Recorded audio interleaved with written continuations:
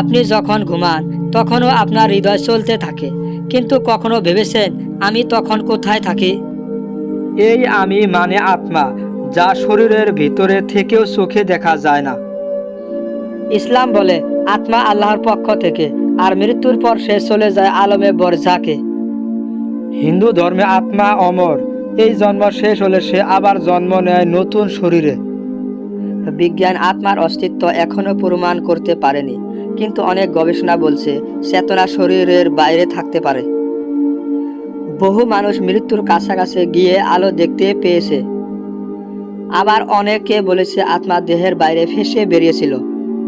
যুক্তরাষ্ট্রের বিজ্ঞানীরাও neuro survival পরীক্ষা চালিয়েছে।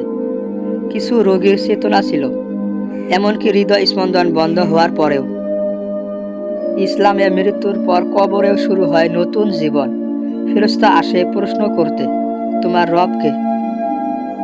হিন্দু ধর্ম বলে কর্ম অনুযায়ী আত্মা পাবে পুনর্জন্ম, পাপ বেশি হলে নিচু জন্ম, পুণ্য হলে মুখ্য।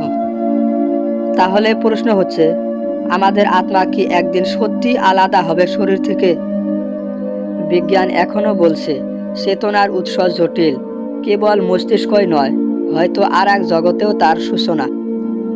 ইসলামে আত্মা জান্নাত বা জাহান্নামের দিকে চলে যায়, হিন্দু দর্শনে সে ফিরে আসে পৃথিবীতে নিজের ফল ভোগ করতে। যাই হোক, আত্মা অদৃশ্য, তবু সে বাঁচিয়ে রাখে পুরো শরীর। শুধু চোখে না দেখলে কি সত্য মিথ্যা হয়ে যায়? আসুন আমরা সম্মান করি সকল বিশ্বাসকে, বিজ্ঞান দিয়ে বুঝি আর ধর্ম দিয়ে হৃদয়ে ধারণ করি। মৃত্যুর পর আত্মা কোথায় যায়, এই প্রশ্নই মানুষকে ভাবায় সবচেয়ে বেশি। ইসলামে বলা হয়েছে মৃত্যুর পর আত্মা চলে যায় বরজাখে। সেখানে সে অবস্থান করে কিয়ামত পর্যন্ত। ফেরেশতা প্রশ্ন করে, তোমার রব কে? পাপী আত্মার জন্য থাকে কষ্টের সময়, আর ভালো আত্মা বিশ্রামে থাকে।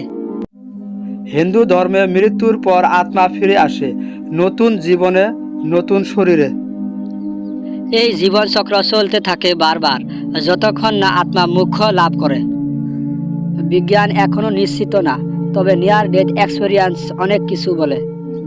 শত শত মানুষ মৃত্যুর কাছ থেকে ফিরে বলেছে তারা আলো দেখেছে, শান্তি পেয়েছে।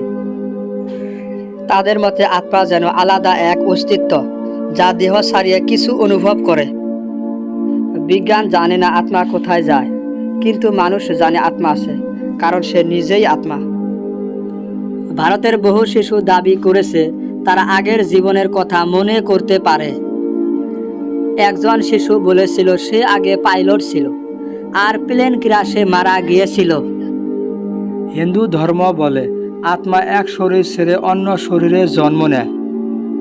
ইসলাম বলে আত্মা আল্লাহর আদেশে আসে এবং কবরে অপেক্ষা করে কিয়ামত পর্যন্ত। বিজ্ঞানীরা অনেক কেস রেকর্ড করেছে যেখানে শিশুদের কথা মিলেছে হারানো জীবনের সঙ্গে। ডক্টর ইয়ান স্টিভেনসনের গবেষণায় দেখা গেছে অনেক শিশু আগের জীবনের ঠিকানা পর্যন্ত মনে রেখেছে। তবে বিজ্ঞান এখনও বলে এই সব স্মৃতি হয়তো মানসিক প্রভাব বা কাকতালীয়।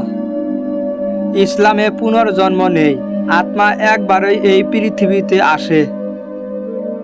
কিন্তু প্রশ্ন থেকে যায়, শিশুদের এই স্মৃতিগুলো কোথা থেকে আসে? বিজ্ঞান হোক বা ধর্ম, এই সব ঘটনা মানুষকে ভাবায় আত্মা নিয়ে। শেষ পর্যন্ত আত্মা অদৃশ্য, কিন্তু তার উপস্থিতি মানুষ চিরকাল অনুভব করেছে। আসুন বিশ্বাসকে সম্মান করি এবং খোলা মনে জ্ঞানের আলো খুঁজি। কিয়ামতের দিন সবাইকে উঠানো হবে, আত্মা ফিরে আসবে শরীরে।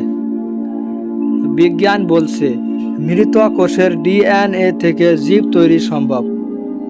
মানব ক্লোনিং ও রিজেনারেশন নিয়ে গবেষণা চলছে, যা ভবিষ্যতে দেহ পুনর্গঠনের সম্ভাবনা রাখে। আবার কোয়ান্টাম ফিজিক্স বলে সম্ভবত চেতনা কোনো আলাদা মাত্রায় টিকে থাকে। বড় বড় বিজ্ঞানী যেমন স্টিফেন হকিং বলেছিলেন ব্রহ্মাণ্ড একদিন ধ্বংস হবেই। আসুন আত্মাকে পরিচ্ছন্ন রাখি, কেননা একদিন আমরা সবাই হিসাব দেব। নতুন নতুন ভিডিও পেতে এবং সত্য জানার আলো ছড়াতে সাবস্ক্রাইব করুন।